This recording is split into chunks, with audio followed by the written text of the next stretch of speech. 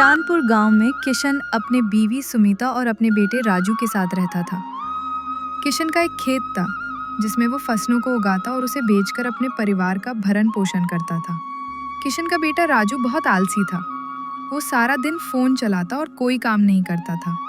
जब भी उसे कोई काम बोला जाता था तब उस काम को कल पे टाल देता था और सारा दिन सोता रहता था। अरे राजू, 9 बज गए हैं, कब तक सोता रहेगा? जा जाकर खेत से सब्जियां तोड़ ला, घर पर बनाने के लिए कुछ नहीं है।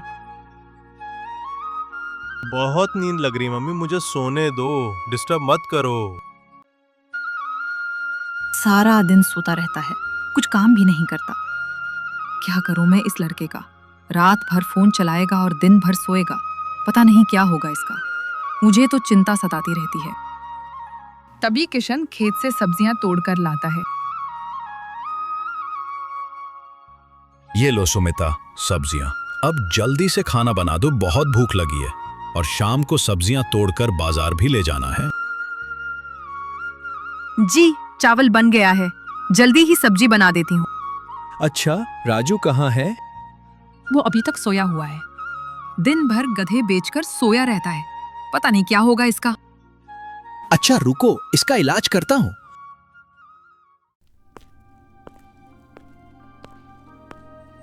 राजू, ओ राजू, उठोगे कि नहीं? 11 बज गए हैं। राजू सोया रहता है और कुछ नहीं बोलता। तभी उसके पिता ने एक डंडा उठाया और दे दनादन पीटने लगे। अरे दादा रे, अरे बाप रे बाप, पिताजी छोड़ दीजिए, अब से नहीं सोऊंगा।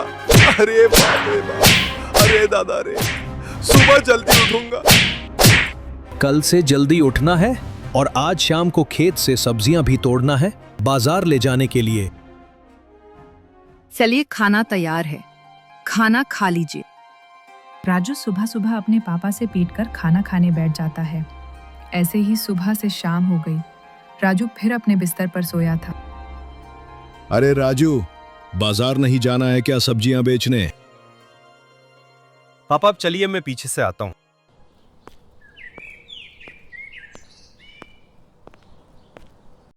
ऐसा बोलकर राजू फिर सो जाता है और वही किशन सब्जियां बेचते हुए राजू का इंतजार कर रहा होता है।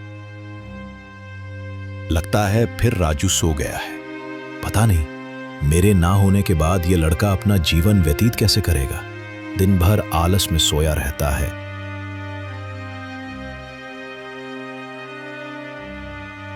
सब्जियां बेचने के बाद किशन घर को जाने लगता है। रात हो चुकी थी। घर पहुंचकर, अरे आप आ गए, आइए मैं खाना लगा देती हूँ।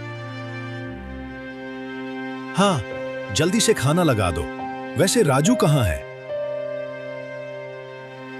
राजू करेगा भी क्या? रूम में बैठकर फोन चला रहा होगा। राजू के इस आलसपन से दोनों पति पत्नी परेशान रहते थे। धीरे धीरे वक्त बीतता गया और गर्मियों की शुरुआत होने लगी। पहले ही गर्मी में गांव वालों का हालत खराब होने लगा, मानव जैसे सूर्य आग उगल रहा हो। वक्त बीतने के साथ साथ गर्मी का प्रकोप भी बढ़ने लगा। धीरे धीरे गर्मी इतनी बढ़ गई कि तालाब सूखने लगे, धरती बंजर होने लगी। सुमिता, गर्मी बहुत पड़ रही है जिसके कारण सब्जियों की उपज नहीं हो पा रही है।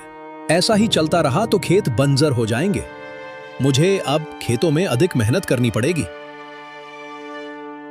वैसे भी हम क्या कर सकते हैं? सूर्य की इतनी तेज किरण से मानो शरीर जल जाएगा। सुमिता खिड़की से बाहर झांकती है, जहां दूर दूर तक सूखा फैला है। उसका मन बेचैन है, पर आंखें शांत बनी रहती हैं। इस गर्मी में किशन खेत में काम करता रहता। वो रोज सब्जियां इकट्ठा करता और उसे बाजार में बेच देता। एक दिन वो खेत से सब्जियां तोड़कर घर आया। तभी सुमिता, ये लो सब्जियां, और राजू से कहना कि शाम को ये बाजार में बेच आए। मेरी तबीयत कुछ ठीक नहीं लग रही है, मैं आराम करने जा रहा हूं।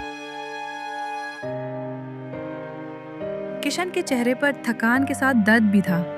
उसकी चाल लड़खड़ाने लगी थी, आंखें सुस्त और गला सूखा हुआ था। जी ठीक है, आप आराम कीजिए, मैं राजू से बोल दूंगी।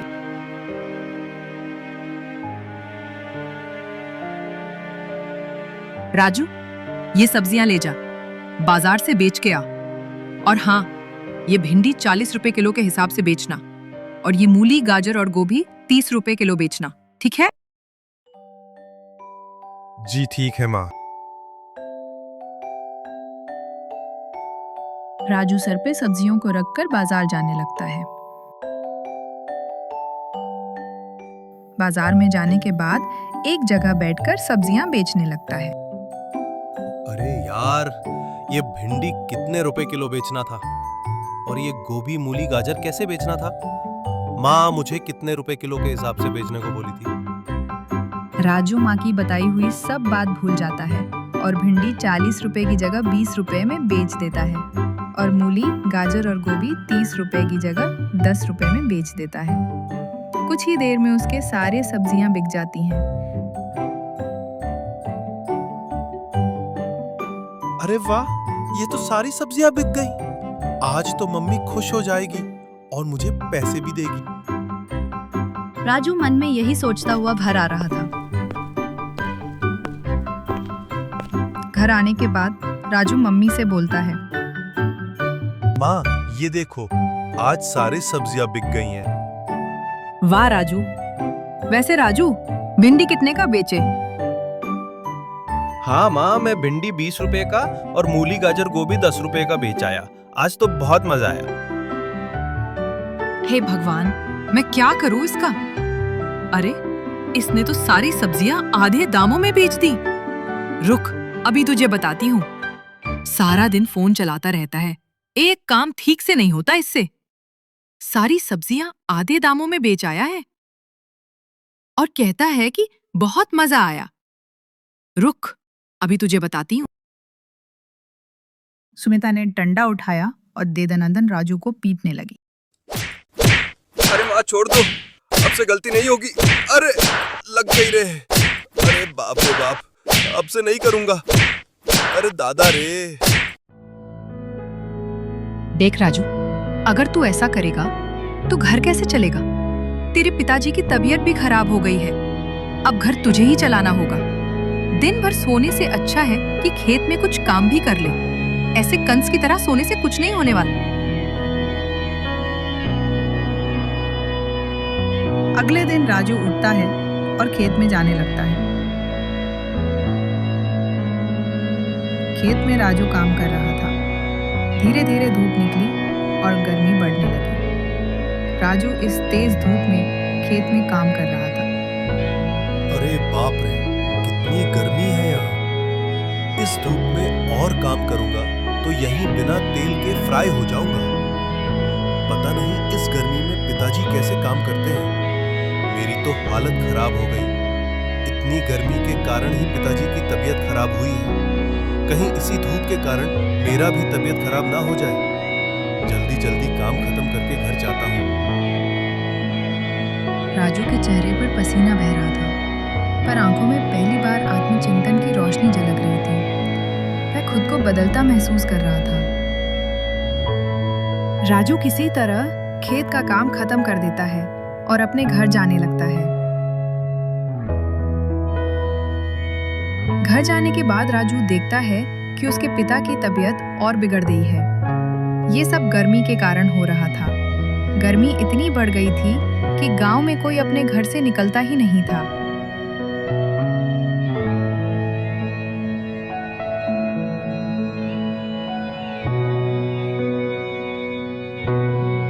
माँ मैं जा रहा हूँ बाजार में सब्जियां लेके।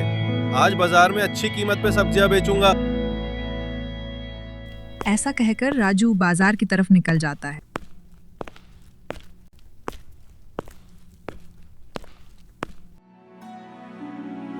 अरे भाई, ये भिंडी और ये गाजर कैसे दिए?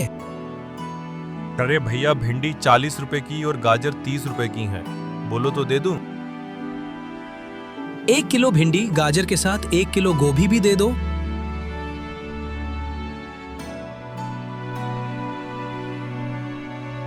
ऐसे ही ग्राहक बनने लगते हैं और सारी सब्जियां खत्म हो जाती हैं।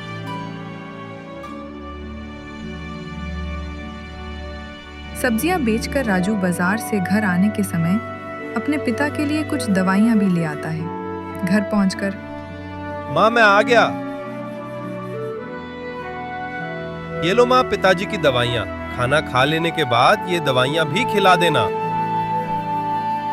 हाँ ठीक है, मैं खाना लगा देती हूँ, तब तक तुम मुंह धोकर आ जाओ। सब लोग खाना खाने बैठ जाते हैं। गर्मी इतनी बढ़ गई है कि खाना खाने का मन ही नहीं कर रहा।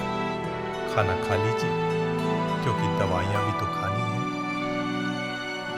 इस गर्मी के कारण सभी लोग परेशान हो गए थे। गर्मी इतनी तेज पड़ रही थी कि रात की गुलशन हवाएं भी गर्म पड़ गई थीं। लेकिन तभी रात को बादल गरजने लगे।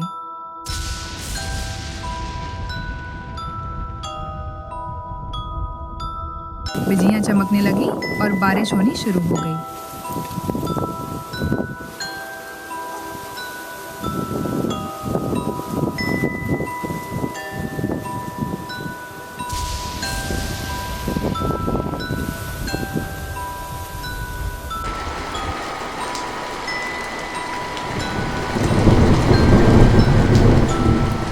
धीरे धीरे गर्म हवाएं भी ठंडी पड़ने लगी और मौसम ठंडा हो गया।